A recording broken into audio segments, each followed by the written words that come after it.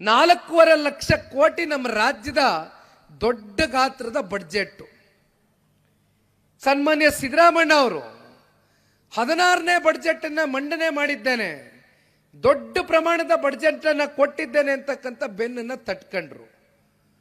ಆದರೆ ಮುಖ್ಯಮಂತ್ರಿಗಳು ನಮ್ಮ ರಾಜ್ಯದ ನಿಜವಾದಂತ ಆರ್ಥಿಕ ಪರಿಸ್ಥಿತಿ ಏನಾಗಿದೆ ಅಂತಕ್ಕಂಥ ಶ್ವೇತಪತ್ರವನ್ನು ಹೊರಡಿಸಲಿಕ್ಕೆ ಸಾಧ್ಯವ ಅಂತಕ್ಕಂಥದನ್ನ ಈ ಸಂದರ್ಭದಲ್ಲಿ ವೇದಿಕೆ ಮೇಲೆ ನಮ್ಮ ಮಾಧ್ಯಮದ ಮಿತ್ರರಿದ್ದಾರೆ, ನಾನು ಪ್ರಶ್ನೆ ಮಾಡ್ಲಿಕ್ಕೆ ಬಯಸ್ತೇನೆ. ಸುಮ್ಮನೆ 4.5 ಕೋಟಿ ನಾವು ಘೋಷಣೆ ಮಾಡಿಬಿಟ್ಟಿದ್ದೇವೆ. ಅಲ್ಲೆಲ್ಲೋ ಬಂದ್ರು ಶಂಕುಸ್ಥಾಪನೆ ಮಾಡಿದ್ರು, ಇಲ್ಲೆಲ್ಲ ಬಂದ್ರು ಭೂಮಿ ಪೂಜೆ ಮಾಡಿದ್ರು, ಒಂದಿನ ಬಂದ್ರು ಸಾರ್ವಜನಿಕ ವಲಯದಲ್ಲಿ ಆಯಾ ಜಿಲ್ಲೆಗಳಲ್ಲಿ ಭಾಷಣ ಮಾಡಿ ಹೊರಟರು. ಆದರೆ ನಿಜಕ್ಕೂ ನಿಮ್ಮ ಆರ್ಥಿಕ ಪರಿಸ್ಥಿತಿ ಏನಿದೆ?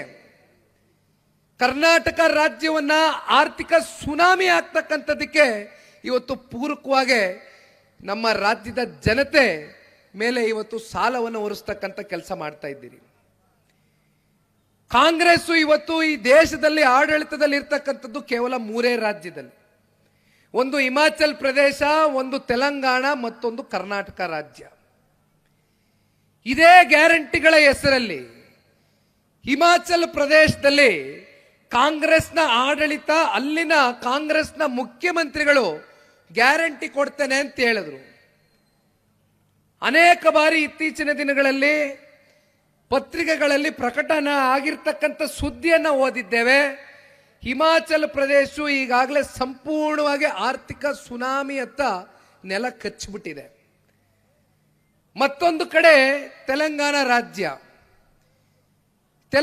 ರಾಜ್ಯದ ಮುಖ್ಯಮಂತ್ರಿಗಳು ಹೇಳ್ತಾರೆ, ನಾನು ಈ ರಾಜ್ಯದ ಮುಖ್ಯಮಂತ್ರಿಗಳಾಗೋದಕ್ಕಿಂತ ಮುಂಚಿತವಾಗಿ ರಾಜ್ಯದ ಆರ್ಥಿಕ ಪರಿಸ್ಥಿತಿ ಬಗ್ಗೆ ನನಗೆ ಪರಿಜ್ಞಾನ ಇರಲಿಲ್ಲ, ನಾನು 5 ಗ್ಯಾರಂಟಿ ಕೊಡ್ತೇನೆ ಅಂತ ಹೇಳಿದೆ, ಘೋಷಣೆನೂ ಮಾಡಿಬಿಟ್ಟೆ.